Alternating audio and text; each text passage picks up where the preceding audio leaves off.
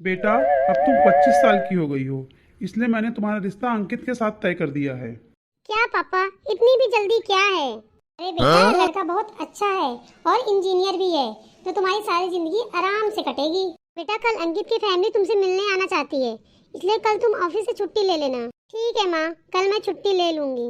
अरे नमस्ते बहन जी, आ गए आप लोग, बैठिए आप लोग। जी जरूर, अब आपकी बेटी हमारी हो गई बहन जी। बिल्कुल सही कहा बहन जी आपने। सोना, अब कुछ ही वक्त के बाद तुम अपने ससुराल आ जाओगी। हाँ भाभी, हम सब आपका बेसब्री से इंतजार कर रहे हैं। हाँ हाँ, क्यों नहीं। बस कुछ ही महीनों के बाद हम शादी का मुहूर्त निकलवा लेंगे। हाँ, तब तक आपको भी जो अपनी बेटी के लिए बनाना है बना लीजिए। वैसे हम तो ना दहेज के सख्त खिलाफ हैं, लेकिन भाई साहब आप भी तो ना अपनी बेटी को खाली हाथ थोड़ी ना विदा कर देंगे। जी जी, सही कहा बहन जी आपने। हाँ हाँ बहन जी, हमसे जो हो पाएगा ना हम उससे बेहतर ही करेंगे, आप चिंता मत कीजिए। अरे अरे, चिंता किस बात की, हमें कुछ नहीं चाहिए दहेज में, लेकिन आप जो भी देंगे वो तो अपनी बेटी को देंगे ना। अंकित चले या सोनम को ही निहारता रहेगा? चलिए माँ। मेरी शादी अंकित के साथ हो रही है, मुझे इस बात की खुशी है कि मुझे इतना अच्छा जीवन साथी मिल रहा है, लेकिन मुझे कुछ टेंशन भी हो रही है, क्योंकि जिस तरह से अंकित की माँ ने पापा से शादी की तैयारियों के बारे में कहा है, उस बात से मुझे कुछ टेंशन सी हो रही है। ठीक है, इसके बारे में मैं पापा से ही बात करती हूँ। पापा इधर तो आना। क्या हुआ बेटा? पापा, मेरी होने वाली सास ने आपसे कुछ ज्यादा तो नहीं मांगा? अरे नहीं बेटा, ऐसा कुछ नहीं है। तू चिंता मत कर।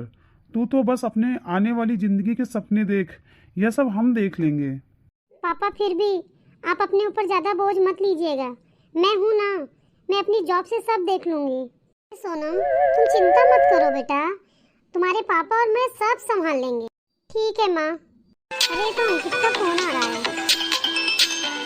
अच्छा सोनम, मैं ये कह रहा था कि अब तुम जॉब क्यों नहीं छोड़ देती हो? अब तो हमारी शादी होने वाली है।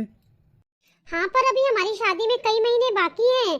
अंकित, मैं अभी से जॉब क्यों छोड़ दूँ? पर अब तुम्हें घर के कामों में ध्यान देना चाहिए ना। शादी के बाद तो तुम्हें यही करना है। शादी के बाद मैं सोच रही थी कि जॉब नहीं छोड़ूंगी, हाँ, पर घर से ही काम करूंगी। तुम नहीं चाहते कि मैं घर से काम करूं? मुझे नहीं लगता मेरी माँ को यह सब पसंद आएगा। मैं तुम्हारी राय पूछ रही हूँ अंकित, तुम भी तो पढ़े लिखे हो, कि तुम भी नहीं चाहते कि मैं अपना करियर बनाऊं? इस बारे में हम बाद में देखते हैं शादी के बाद मेरी माँ क्या कहती है। अंकित ने मेरे सवालों का ठीक से जवाब नहीं दिया, इस बात का मुझे बहुत दुख हो रहा है, पर ले चलो, मैं उससे अभी कुछ भी नहीं कहती हूँ। और सोनम, कैसी हो बेटा? जी जी, मैं ठीक हूँ मम्मी जी, आप कैसी हैं? मैं भी ठीक हूँ। ये क्या बात हुई, तुम तो मुझे फोन ही नहीं करती हो कभी।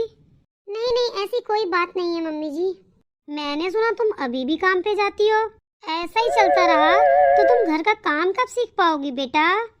अब ये बाहर के काम और नौकरी छोड़ो, घर के काम और खाना बनाना सीख लो। जी मम्मी जी, आप चिंता मत कीजिए, मुझे काफी कुछ आता है, मेरी माँ ने सब कुछ सिखाया है।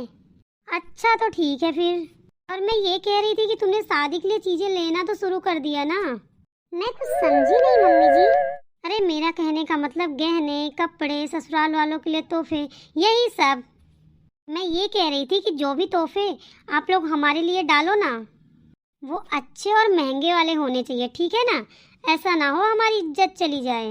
पर सबके लिए तोहफे लाने की क्या जरूरत है मम्मी जी? अरे जरूरत कैसे नहीं, हमारी इज्जत का सवाल है, हमारे घर की पहली शादी है। तुम एक काम करना, सबके लिए तोहफों के साथ ड्राई फ्रूट के डिब्बे भी डाल देना। अच्छा चलो, अब मैं रखती हूँ, बाद में बात करती हूँ। मम्मी जी का तो आए दिन फोन आता रहता है, वो मेरा हालचाल लेने के बजाय गिफ्ट और तोहफों के बारे में ही बात करती रहती हैं। ये सब मुझे बिल्कुल भी अच्छा नहीं लग रहा है। हाँ, मेरे होने वाले ससुराल वाले कुछ ज्यादा ही लालची नहीं है, बस फोन करके एक नई डिमांड बताते रहते हैं। बेटा तुम कुछ ज्यादा ही सोच रही हो, यह सब तो हर समाज में ही होता रहता है, और तुम तो मेरी इकलौती बेटी हो, हम तुम्हें नहीं देंगे तो किसे देंगे? माँ मुझे यह सब नहीं पसंद, आप मुझे दें या ना दें बात वो नहीं है, पर उन लोगों का इस तरह बार बार कुछ ना कुछ मांगना मुझे सही नहीं लग रहा है। सोनम, अंकित बहुत अच्छा लड़का है, तुम इन सब बातों पे ध्यान मत दो, ठीक है? तुम बस अपनी शादियों की तैयारियां करो बेटा, और खुश रहो बेटा। आपको नहीं लगता माँ, हमें उनसे इस बारे में बात करनी चाहिए, रो रो जो नई डिमांड करते हैं?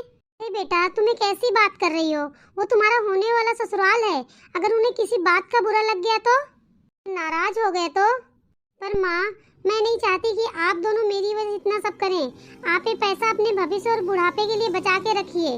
अरे माँ बाप पैसा कमाते किस लिए हैं?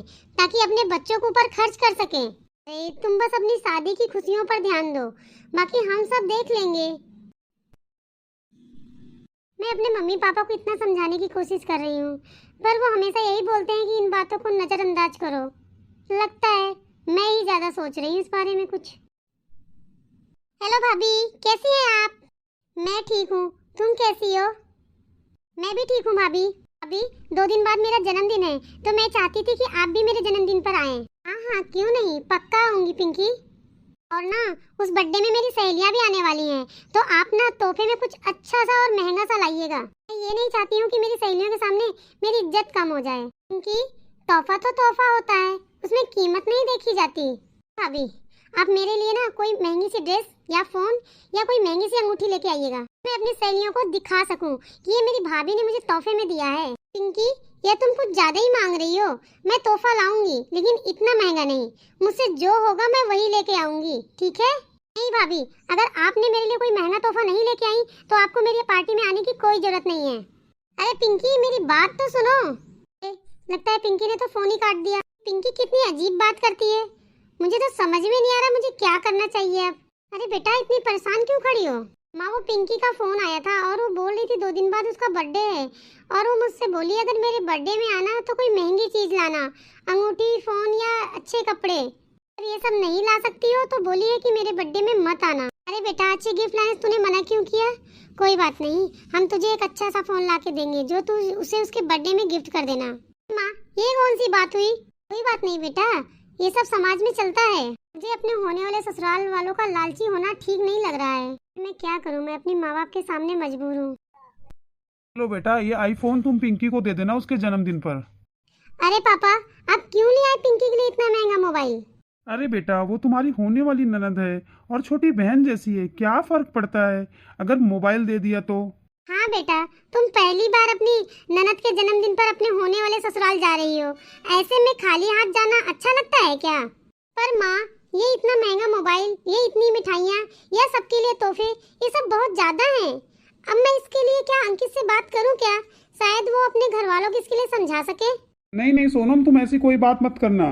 अरे सब ठीक है, अरे ये सब तो समाज में चलता ही है, और तुम चिंता मत करो। और आज अच्छे से तैयार होकर जाना अपनी ननद की जन्मदिन की पार्टी में। तो चाहती हूँ कि मैं इस सब के बारे में अंकित से बात करूँ, लेकिन क्या करूँ, माँ पापा हर बार मना कर देते हैं। तैयार हो गई बेटा? देख, ये सारा सामान मैं कार में रखवा देती हूँ, तो तू अपनी सास को दे देना। ठीक है माँ। सुन, वहां जाके कुछ उल्टा सीधा मत कह देना, ठीक है? पहली बार ससुराल जा रही है तो सोच समझकर ही सबसे बात करना। सोनम, तुम जो भी सामान लाई हो वह सब पहले मम्मी को दिखा दो, ठीक है? जी ठीक है मम्मी जी, ये सब तोहफे और पिंकी के लिए मोबाइल मम्मी पापा ने भेजा है, आप देख लीजिए। हाँ, सब ठीक ही लग रहा है, पर ना मिठाइयाँ थोड़ी सस्ती लग रही हैं। हमारे घर में ना ऐसी मिठाइयाँ कोई नहीं खाता है। अगली बार अपनी मम्मी पापा से कहना कि ड्राई फ्रूट वाली मिठाई भेजें, ठीक है? तोहफे भी कुछ खास नहीं है, पर क्या करें, चलो इस बार रख लेते हैं, पर अगली बार ऐसा नहीं ले आना है, ठीक है? ध्यान रखना इस बात का। ठीक है मम्मी जी। ये मोबाइल अपनी ननद को दे दो, वहाँ अपनी सहेलियों के साथ खड़ी हुई है। जी मम्मी जी। Happy birthday Pinky. Thank you भाभी। मेरे लिए वो तोहफा लाई है ना जो मैंने आपको कहा था? हाँ हाँ, ये लो तुम्हारा मोबाइल। अरे ये तो बहुत पुराना मॉडल है, मुझे तो नया वाला चाहिए था। पिंकी, ये भी नया मॉडल है और काफी महंगा भी है। अरे क्या भाभी, आप भी ना ऐसा सस्ता मोबाइल लाई है जिसे मैं यूज नहीं करती हूँ। आप पहली बार मेरे लिए तोहफा लाई, वो भी इतना सस्ता। आपने मेरी सहेलियों के सामने मेरी नाक ही कटवा दी। क्या हुआ, क्या बातें चल रही ननद भाभी में? भैया देखिए ना, भाभी मेरे लिए कैसा मोबाइल लाई है, ये मुझे बिल्कुल भी पसंद नहीं आया। ऐसा नहीं कहते पिंकी, अभी रख ले, शादी में सोनम तेरे लिए दूसरा मोबाइल ला देगी, ठीक है? ठीक है, आप कहते हैं तो मैं मान जाती हूँ। ये मोबाइल काफी महंगा है अंकित, आपको पिंकी को समझाना चाहिए था। अरे रहने दो सोनम, वो अभी बच्ची है, धीरे धीरे सब समझ जाएगी। इतनी भी बच्ची नहीं है वो, 21 साल की है वो। अरे वो तुम्हारी ननद है, तुमसे मांगने का कुछ हक नहीं है उसे। जहाँ प्यार होता है ना, वहाँ कुछ मांगने की जरूरत नहीं होती है अंकित। और मैं कह देती हूँ कि मैं शादी में कोई नया मोबाइल लेके नहीं आऊंगी।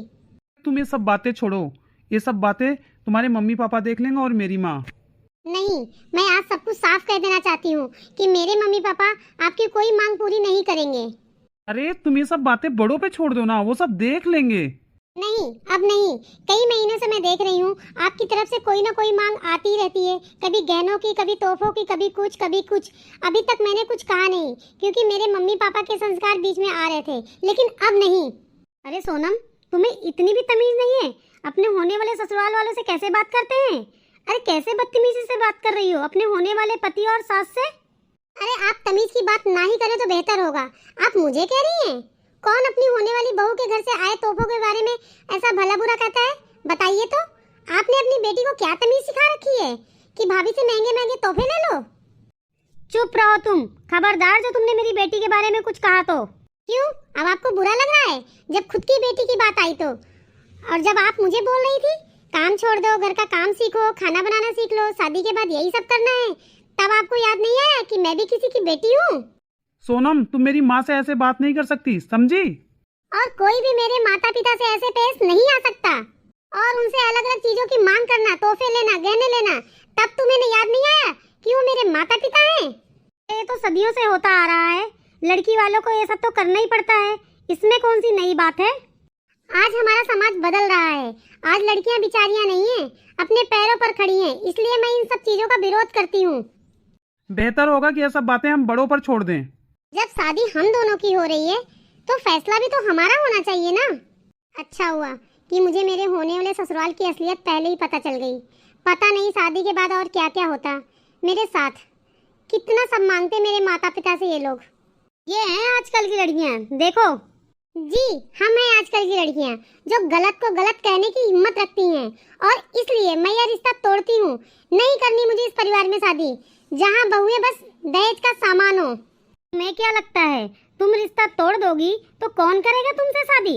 अगर आज समाज बदल रहा है तो कोई ना कोई ऐसा परिवार भी होगा जो बहू को घर की लक्ष्मी समझेगा, ना कि सामान। और आप मेरी चिंता मत कीजिए, आप अपनी चिंता कीजिए। आपका असली चेहरा देखने के बाद आपके बेटे से कौन करेगा शादी, इसकी चिंता कीजिए। मैं तो अपने पैरों पे खड़ी हूँ और मुझे गर्व है कि मैंने आज सही किया। वाह, तुम्हारी जैसी हिम्मत हर लड़की में होनी चाहिए। मुझे तुम्हारी जैसी लड़की पर गर्व है। तुम हर लड़की के लिए एक प्रेरणा हो। तुम गलत इंसान से शादी करने से अच्छा है कि अपनी जिंदगी अपनी मर्जी से जियो। क्या तुम मुझसे शादी करोगी? मेरे घर की लक्ष्मी बनोगी, वो भी बिना दहेज के। सोच के बताती हूँ। देखा आंटी, आज भी ऐसे लोग हैं जो बिना दहेज के शादी करने के लिए तैयार होते हैं।